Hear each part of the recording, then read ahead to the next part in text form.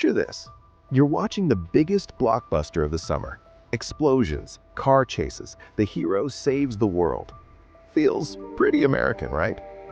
But what if I told you that someone 6,000 miles away helped decide which joke stayed in, which villain got cut, which country the bad guys came from, and which entire storylines were erased before you ever saw a single frame? This isn't a conspiracy theory.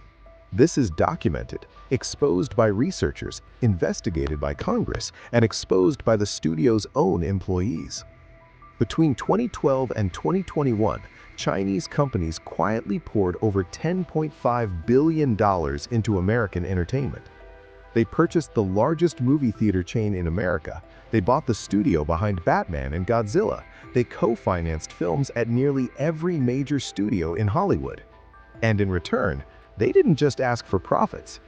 They asked Hollywood to change their stories. And Hollywood said yes. Villains were rewritten, maps were redrawn, entire cultures were erased from scripts, not because of creative vision, because of money. This is the story of how China secretly bought Hollywood, what they changed, why Hollywood let them, and what happened when it all fell apart. Let's rewind. For most of the 20th century, China barely let any foreign movies in. The government controlled what people could watch. Hollywood basically banned. Then, in 1994, something changed.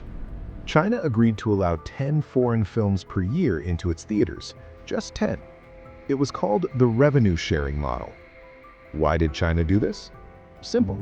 The Chinese film industry was struggling. Theaters were empty. The government thought, let a few Hollywood blockbusters in, get people excited about going to the movies again, and then grow our own film industry.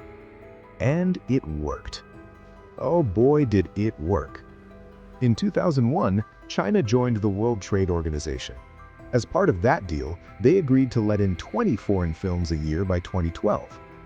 But here's the thing. Even with just 20 movies allowed in, Hollywood started making enormous money in China. In 2002, China's total box office was about 1 billion yuan, roughly 120 million US dollars. By 2010, it had exploded to 10.2 billion yuan, over $1.5 billion. Hollywood executives looked at that growth curve and saw one thing: the future. America's domestic box office was flattening. Ticket sales at home had peaked.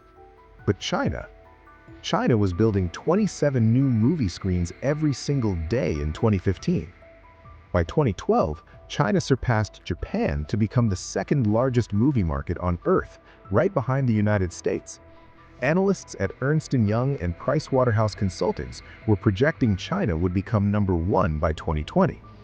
So, Hollywood needed China. But what Hollywood didn't fully realize was that China had plans of its own. Around 2012, something unusual started happening. Chinese companies, some private, some with deep ties to the Chinese government, started buying chunks of Hollywood. And not small chunks, massive ones. Let's go through the biggest deals. Deal number 1. In 2012, the Dalian Wanda Group, run by billionaire Wang Jianlin, at the time China's richest man, bought AMC Entertainment for $2.6 billion. AMC, the largest movie theater chain in the United States. That single purchase gave a Chinese conglomerate control over how and where Americans watch movies, overnight. But Wang Jianlin wasn't done. In 2016, Wanda bought Legendary Entertainment, the studio behind The Dark Knight, Jurassic World, Godzilla, and Pacific Rim, for $3.5 billion. That same year, Wanda also bought Carmike Cinemas, making AMC the largest theater chain in the entire world with over 11,000 screens. Deal number 2. In 2016, the Alibaba Group, China's version of Amazon, launched Alibaba Pictures and started co-financing Hollywood films. They invested in Mission Impossible: Rogue Nation and Star Trek Beyond through deals with Paramount and Skydance Media. Deal number 3. In 2016, a Chinese firm called Perfect World Pictures signed a deal to co-finance 50 upcoming Universal Pictures films in a deal worth $500 million. Now here's where it gets really interesting. It wasn't just the money. Chinese companies and the Chinese government had specific conditions for Hollywood. Condition 1. If you want access to the Chinese market, don't make China look bad. A 2020 report by PEN America, a nonprofit that defends free expression, analyzed this in detail. They found that Hollywood studios routinely changed scripts, deleted scenes, and altered storylines to avoid offending Beijing. Real examples. The 2012 remake of Red Dawn originally featured China as the invading villain. After pressure and financial calculations about the Chinese market, MGM digitally changed all Chinese flags and military symbols to North Korean ones in post-production. The film had already been shot. In Doctor Strange in 2016, the character of the Ancient One, who in the original Marvel comics is Tibetan, was changed to a Celtic character played by Tilda Swinton. The screenwriter, C. Robert Cargill, publicly admitted in an interview that making the character Tibetan risked alienating the Chinese government, which considers Tibet a sensitive political issue. In the original script for World War Z, the zombie plague originated in China. In the final film, it was changed. The 2022 PEN America report titled Made in Hollywood, Censored by Beijing, documented dozens of these changes across major franchises. Condition 2. Include Chinese elements. Studios started adding Chinese locations, Chinese actors in small roles, and Chinese product placements, not because the story needed them, but because it helped get past the quota system. The Transformers franchise became a masterclass in this. Transformers Age of Extinction in 2014 featured extended scenes set in China, Chinese product placements for brands like Yili Milk and Jiangnan Chun Liquor, and Chinese actors, including Li Bingbing. The film grossed $320 million in China alone, more than it made in America. So let's pause and understand the full picture. By 2016, Chinese companies owned the biggest theater chain in America. A major production studio had co-financing deals with almost every big studio, and an unwritten veto over content, all because Hollywood was desperate for access to the Chinese box office. And the money was real. According to the Motion Picture Association, China's box office hit $6.6 billion in 2016, rapidly closing the gap with America's $11.4 billion. Then, everything shifted, and it shifted from both sides. First, Beijing cracked down on its own companies. Starting in late 2016, the Chinese government grew worried that too much money was flowing out of the country. Capital outflows were accelerating, the yuan was weakening. In 2017, Beijing explicitly named entertainment and sports as sectors where outbound investment would be restricted. Wang Jianlin's Wanda Group, which had been the biggest buyer, suddenly faced enormous pressure. Wanda was forced to sell assets. They sold a portfolio of hotels, they sold theme park projects. By 2018, Wang Jianlin's net worth had dropped from $31.3 billion to $22.6 billion, according to Bloomberg. In 2021, Wanda sold its remaining stake in AMC, the crown jewel of its Hollywood empire, reducing its ownership to effectively nothing.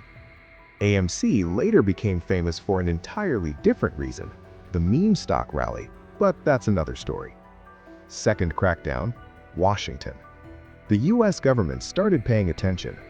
In 2020, the Department of Defense commissioned a report identifying Chinese influence in Hollywood as a soft power concern. Senators Ted Cruz and Marco Rubio both introduced bills aimed at studios that censored content for China. Senator Cruz's Script Act, the Stopping Censorship, Restoring Integrity, Protecting Talkies Act, proposed that any studio altering content at the request of a foreign government would lose access to the Department of Defense resources, like military equipment and bases that studios frequently use for action films. And then, something nobody predicted happened. COVID-19. The pandemic devastated the global box office. China's theaters shut down, then reopened under strict conditions. And when they reopened, something had changed. Chinese audiences were now watching Chinese films. In 2020, the top-grossing film in China wasn't a Hollywood blockbuster. It was The 800, a Chinese war film which earned $461 million. In 2021, the #1 film in China was The Battle at Lake Changjin, a patriotic Chinese war epic that earned $902 million, making it one of the highest-grossing non-English films in history. Hollywood's share of the Chinese box office was shrinking. In 2015, Hollywood films made about 40% of China's total box office.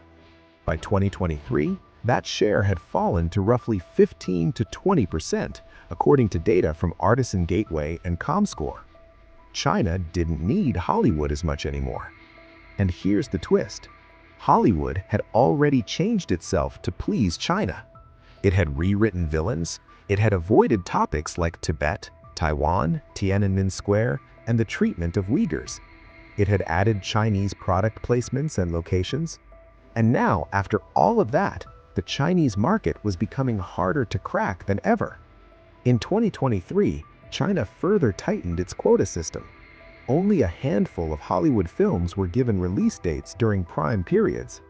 Chinese regulators used informal blackout periods around patriotic holidays to block foreign releases entirely. So what's the current state? The great Chinese shopping spree in Hollywood is essentially over. Wanda sold AMC, the big co-financing deals have dried up. According to Rewrote Group, Chinese direct investment in the US fell from a peak of $46 billion in 2016 to under $3.3 billion in 2022. So here's what actually happened. For about a decade, from roughly 2012 to 2021, China conducted one of the most ambitious soft power campaigns in entertainment history. Chinese companies invested over $10.5 billion in American entertainment, according to data compiled by the Heritage Foundation's China Global Investment Tracker.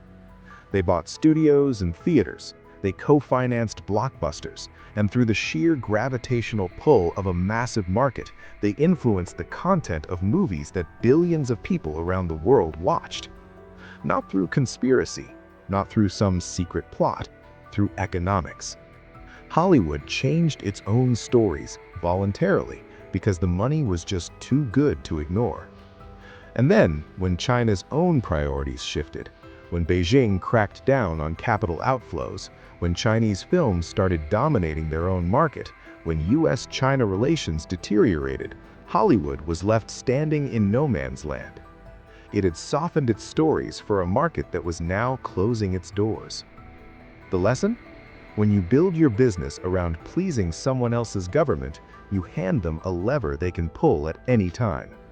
And that lever doesn't just affect box office numbers, it affects which stories get told, which voices are heard, and which ones quietly disappear. If this video helped you understand something new, hit subscribe. We break down the biggest money stories in the world, the ones that are hiding in plain sight. I'll see you in the next one.